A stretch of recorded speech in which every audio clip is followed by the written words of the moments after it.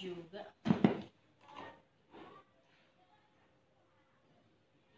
PSBB. Ada syarat yang harus dipenuhi jika suatu daerah ingin menerapkan PSBB. Salah satunya adanya peningkatan secara signifikan jumlah kasus COVID-19. Assalamualaikum. Halo, Wid. Kerja. Tapi beberapa profesi. Halo, Waalaikumsalam. Iya, Sin, kenapa? Tumben banget telepon. Duh, aku bosen banget sumpah di rumah. Di rumah kerjaan aku tuh ya emang sih ngerjain kerjaan rumah. Tapi kan masa ngerjain kerjaan rumah, kuliah online gitu mulu. Suntuk banget sumpah. Aku juga bosen, Sin. Tapi mau gimana lagi? Gimana? Di Cirebon nerapin PSBB nggak? Terapin, Wid. Makanya aku di rumah mulu. Suntuk banget ya gara-gara aku di karantina ini. Makanya di rumah mulu. Walah, ya gimana lagi ya, semoga aja angka penularan corona bisa cepat turun. Iya bener, Wid. BTW kalau di Tangerang itu ketat nggak ya? Kayak PSBB gitunya. Di sepanjang jalan suka dijaga sama polisi-polisi gitu sih. Terus juga sempat wali kota Tangerang turun langsung buat mantau. Toko-toko di sini juga cuma buka sampai jam 8 malam. Waduh, ketat juga ya, Wid. Kalau misalnya di Cirebon tuh PSBB-nya kayak misalnya harus pakai masker, ya yang pasti. Terus pakai hand sanitizer juga.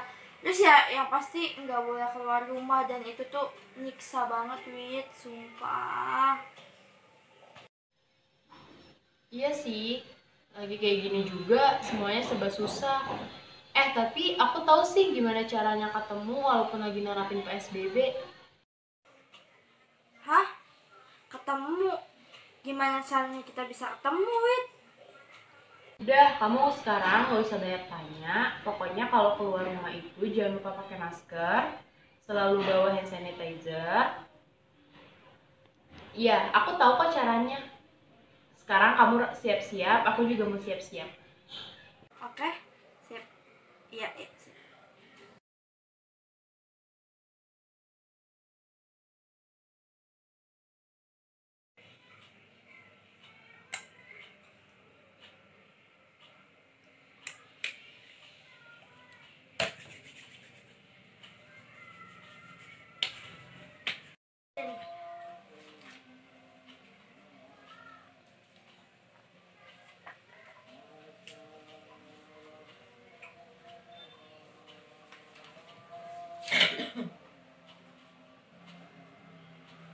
Mana rapi-rapi kan? Ya mau ketemuan lah Ketemuan sama siapa, Di? sama teman. Teman apa teman? Oh ya Allah. Iya, walaupun ketemuan online ya.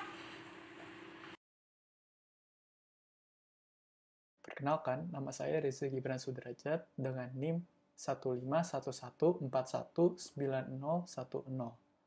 Saya di sini akan membahas mengenai teori persuasi. Persuasi merupakan upaya dalam mengubah sikap orang dengan menyampaikan berbagai pesan. Salah satu contoh persuasi adalah iklan. Selama masa pandemi ini, kita beberapa kali melihat iklan yang dimana mempromosikan untuk beraktivitas di rumah. Lalu juga ada melalui kampanye. Setelah wabah ini merebak di Indonesia, kita seringkali mendengar kampanye untuk work from home maupun di rumah, gerakan di rumah aja. Nah, itu merupakan salah satu contoh dari kampanye. Selanjutnya adalah sosialisasi. Salah satu contoh dari sosialisasi adalah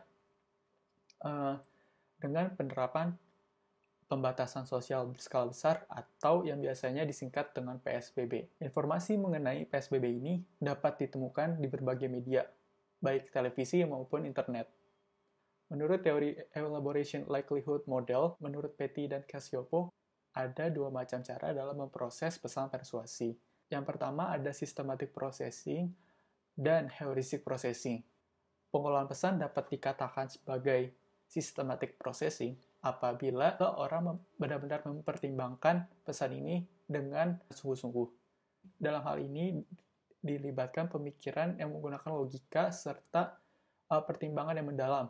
Salah satu contohnya adalah orang-orang yang mengikuti anjuran untuk mengikuti physical distancing serta mengikuti protokol kesehatan selama PSBB bahkan setelah diterapkannya new normal, karena disertai pertimbangan bahwa dengan mengikuti anjuran tersebut maka dapat meminimalisir dari risiko tertular virus serta dapat tetap sehat sehingga tetap dapat beraktivitas dengan baik. Walaupun pesan semacam ini sering digaungkan di berbagai media seperti televisi maupun internet, tidak semua pesan dapat mengubah sikap seseorang. Ada beberapa macam reaksi penolakan terhadap persuasi.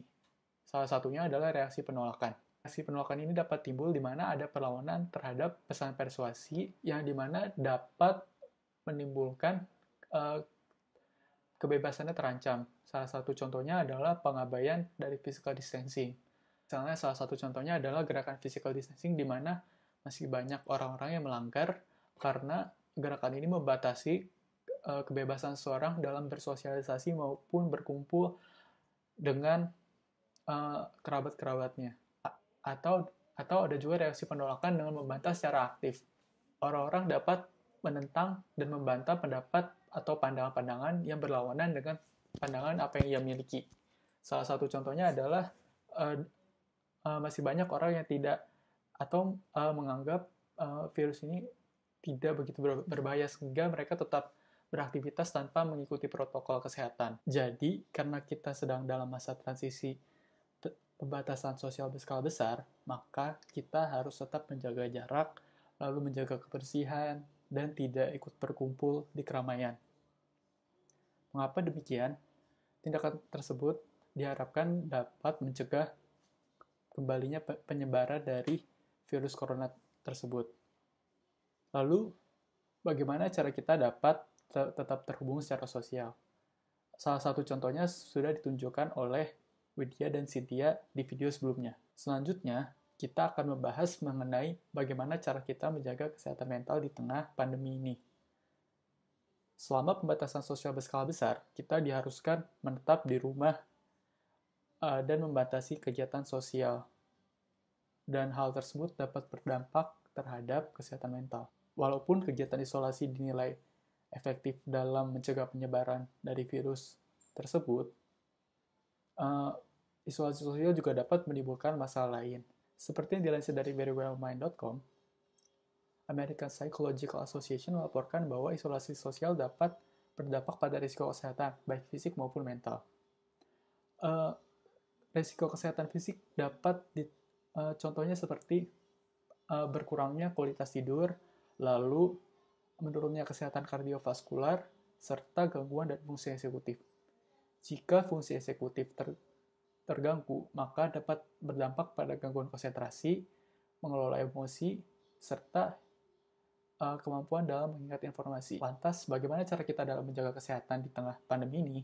Berikut adalah beberapa kiat dalam menjaga kesehatan di tengah pandemi ini.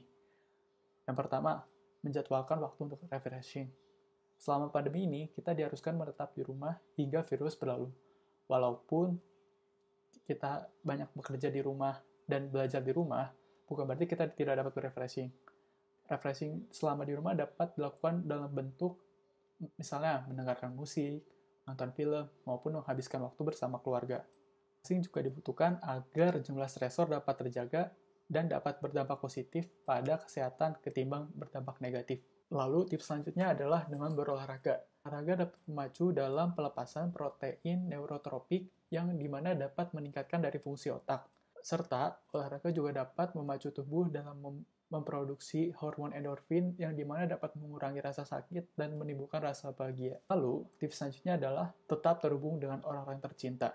Semenjak pembatasan sosial berskala besar, kita diharuskan untuk tetap di rumah dan tidak bertemu dengan orang secara langsung. Maka hal ini dapat menimbulkan rasa stres dan kesepian. Maka, walaupun kita harus melakukan physical distancing, bukan berarti kita harus menjaga jarak untuk bersosialisasi. Melainkan kita juga harus tetap bersosialisasi, namun bentuknya tidak seperti biasanya. yang dimana kita harus bertemu secara langsung, menghabiskan waktu dengan berkumpul. Namun, selama pandemi ini, kita dapat menggunakan teknologi video call atau menelpon secara konvensional agar tetap dapat terhubung dengan orang-orang di sekitar kita. Dan selanjutnya, tidak kalah penting adalah mengistirahatkan diri sendiri dari berita. Bukan berarti kita harus abai, kita harus tetap waspada, akan tetapi mengikuti berita terlalu banyak dapat menimbulkan rasa cemas. Teori psikologi sosial yang kami gunakan sebagai dasar pembuatan konten adalah teori perilaku berencana atau Theory of Planned Behavior yang dicetuskan oleh Atzen pada tahun 1991. Teori ini didasarkan pada asumsi bahwa manusia adalah makhluk rasional dan menggunakan informasi yang mungkin baginya orang akan memikirkan implikasi dari tindakan mereka sebelum mereka memikirkan untuk melakukan sesuatu.